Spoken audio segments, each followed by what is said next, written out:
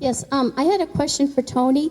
You stated that you wanted to reduce regulatory burden, but a lot of the regulations that are in place in the county are based on state and federal laws. So are you advocating not following state and federal laws? And I'd also like to know specifically which county regulations do you think need to be relieved or revised? No, I'm not suggesting at all that we not follow the Growth Management Act. That's what you're talking about. But what I do believe is that when we do make decisions, that we need to have an understanding that every decision we make, there's an impact, and we need to make sure that we consider what the consequences are. We need to make sure that we balance what our outcomes are intended to be, and we need to make sure that the decisions we make are fair and equitable for everybody. You know, I believe that in terms of regulations, one of the key challenges that I'm hearing about is the permit process. You know, there's a company at the foothills of the Twin Sisters. I don't know if anybody knows Olivine Corporation, but 20 years ago, they built a bridge on the middle fork of the Nooksack, and it cost them $28,000 to build, and it took 6 days to get it permitted.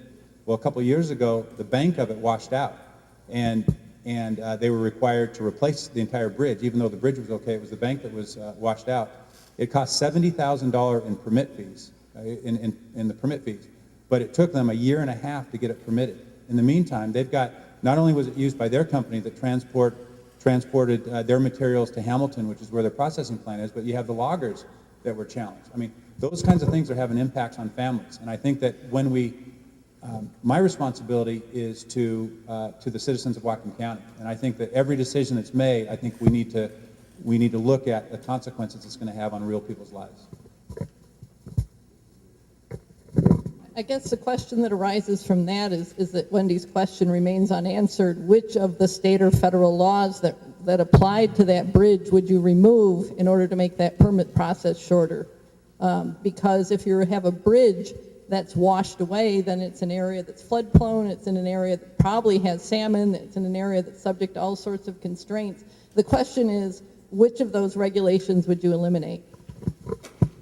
Well, let me give you an example. You know, when you talk about the permit process, there was a project that took place in Fairhaven. It was a building project that took place in Fairhaven, and it took a year and a half to get it permitted. A very similar project recently was done, in fact, almost the same blueprint was done in Blaine. Well, in Blaine, it took 6 days for it to be permitted, and in those 6 days, the planner of Blaine called the builder 2 times over those course of 6 days to make sure everything was going okay, and the city mayor called him once. Now, it just seems to me that if it's impacting somebody's lives and it's impacting jobs, that where there's a will, there's a way. I think what we need to do is we need to start looking at those things that are having negative consequences on individuals and on families. Aren't we having fun here? We're just having a little back and forth. Of course, Fairhaven's in the city of Bellingham, so it's not a Whatcom County permit. The problem is, of course, that the county council isn't in charge of the permit desk. That's the function of the executive. So if the county council is going to change the permit process, we have to change the underlying law. We have to change the ordinance. So we still have to identify which requests we want, which requirements we want to get rid of. Do we want to get rid of requirements relating to salmon? Do we want to get rid of requirements relating to the strength of the bridge in a flood zone? And what do we want to get rid of if we're going to make it faster? Other than that, it's really up to the executive to deal with the permit desk. And I don't think any of us likes red tape. I don't want to deal with permits.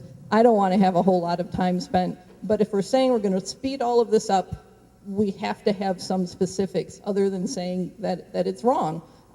When Tony used this example at BP, someone said from the crowd, well, maybe if they had taken longer than 6 days the first time, the bridge wouldn't have washed out. Sometimes there are engineering requirements, sometimes there are reasons for this. So if we're saying that it's all government's fault, we need to know what we would get rid of.